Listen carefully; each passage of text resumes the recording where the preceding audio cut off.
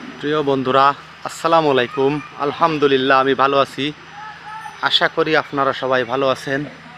তো বন্ধুরা, সোয়াইব সাদিয়া নার্সারি, সুগন্ধি, সেনহাটি, দিঘলিয়া, খুলনা, অর্থাৎ এই নার্সারিটি অত্যন্ত সুন্দর। আমি এর আগে কয়েকবারের ভিতরে এসেছি, তো আসলে ভিডিও করে দেখানো হয় নাই বা সুযোগ হয় নাই। তো আজকে আমি ভিডিও করে দেখাচ্ছি। এই নার্সারিটি হচ্ছে, এখানে আসতে হলে আপনাদেরকে নগরঘাট পার হয়ে বা দৌলতপুর পার হয়ে যে কোনো দিক থেকে আসতে পারবেন। এটি হচ্ছে সুগন্ধি এরিয়ার মধ্যে, সেনাটি, দিঘলিয়া। তো হ্যাঁ, এদিক থেকে শুরু করি বন্ধুরা। আমি যে নার্সারিটি আপনাদের দেখাচ্ছি, এর আগেও আমি কয়েকবার এসেছি, আসলে ভিডিও করে দেখানো হয় না। এই নার্সারিটি অত্যন্ত সুন্দর। হ্যাঁ, বলিছি ভাই, এই নার্সারিটিতে আমি সামনের এই দিক থেকে, বাম দিক থেকে শুরু করি। দেখেন, অত্যন্ত চমৎকার মানের বকুল গাছ, ফুল গাছ। সব গাছের নামও আমি ঠিক জানি না। এ দেখেন, এটা কি মালটা? হ্যাঁ, না কমলা লেবু, চায়না কমলা লেবু। এই যে কলব দেখতে পাচ্ছেন, সুলভ মূল্যে মানসম্মত চারা এই নার্সারিটিতে পাবেন।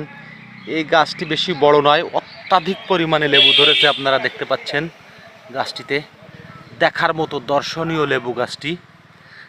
এখানে যে গাছগুলি আছে, আমি এর আগে কয়েকবার এই মালিক সহ কয়েকবার কথা বলেছি। তারা সবসময় বলেছে অত্যন্ত মানসম্মত চারা আমাদের এই নার্সারিতে পাওয়া যায়। আপনারা যখন আসবেন সুলভ মূল্যে এই নার্সারিতে মানসম্মত চারা পাবেন।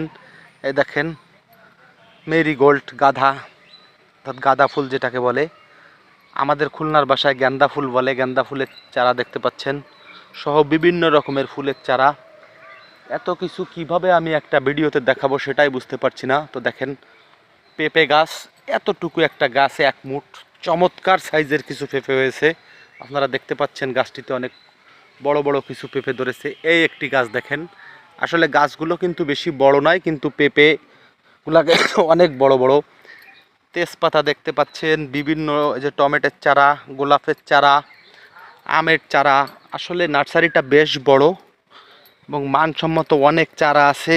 এত কিছু দেখানো সম্ভব নয়, তবুও আপনাদের যতটুকু সম্ভব দেখাচ্ছি।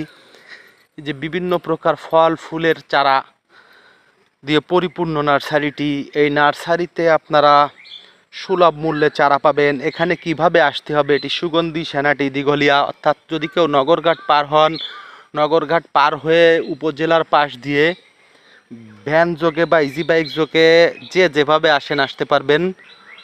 সকলে চেনে এই এরিয়াটি। আবার যদি কেউ দৌলতপুর পার হয়ে